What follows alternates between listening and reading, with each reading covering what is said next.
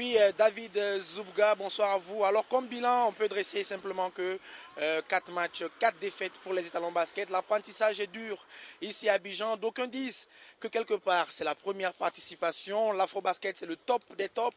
Comme d'autres également qui pensent que quelque part, on aurait pu quand même gagner des matchs comme face au Rwanda. Le Rwanda qui était à sa 3e participation d'affilée à l'afro-basket et difficilement les étalons qui ont géré les 2 premiers cartons face au Rwanda sont tombés finalement aux 2 derniers cartons et comme on le dit, le basket se joue toujours au 3e et au 4e carton et la suite ça fut difficile comme on le dit face à la Tunisie tenant du titre, on l'a vu avec bien sûr la barre des 100 points atteints, également face au Maroc, mais on retiendra que les 2 derniers matchs les étalons notamment face au Maroc mais également face à la Côte d'Ivoire ont montré beaucoup de choses positives. Hervé Yamego, le meneur de jeu, Moussa Ouattara, le capitaine également Kader Trabsoba ou Joris Badou ont commencé bien sûr à se retrouver. Les Burkinabés ont montré pas mal de choses à travers bien sûr des shoots à 3 points, même si au passage il y a toujours des pertes de balles.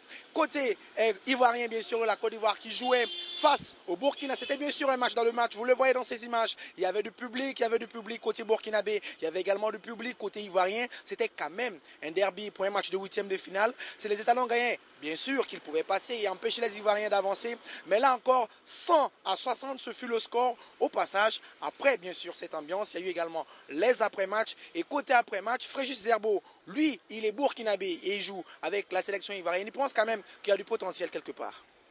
J'ai un pensée pour le Burkina Faso, c'est mon deuxième pays, maintenant je défends le couleur de la Côte d'Ivoire. J'accepte, c'est mon choix que j'ai fait, c'est comme ça, il faut accepter. Maintenant, il faut savoir que la Côte d'Ivoire et le Burkina, c'est des pays frères.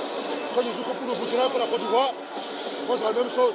Mais le Burkina est une bonne équipe, il faut continuer à travailler. J'ai des jeunes joueurs talentueux, très talentueux.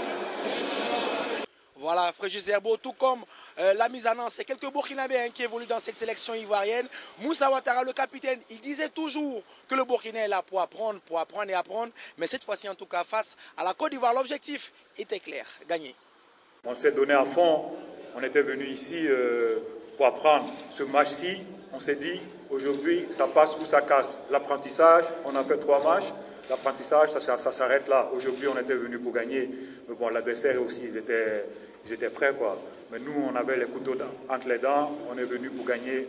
Voilà, ils ont fait leur match, ils ont gagné. Je les félicite, quoi. Alors la suite pour les Burkinabés à présent, c'est bien sûr le match de classement. Un match de classement, vous savez, en basket, on n'est jamais éliminé. Un match de classement et le Burkina jouera ce mercredi notamment face au Mali. Une autre déception de l'afro-basket, le Mali bien sûr avec beaucoup de problèmes en interne. On suivra de près bien sûr cette équipe burkinabé. La délégation burkinabé composée de journalistes et de membres de la Ligue rentrera à partir de jeudi. Ça sera par la route bien sûr. Pas facile également de faire un saut à la frontière. Mais en tout cas des nouvelles de la Côte d'Ivoire, on aura toujours de l'afro-basket sur Canal 3.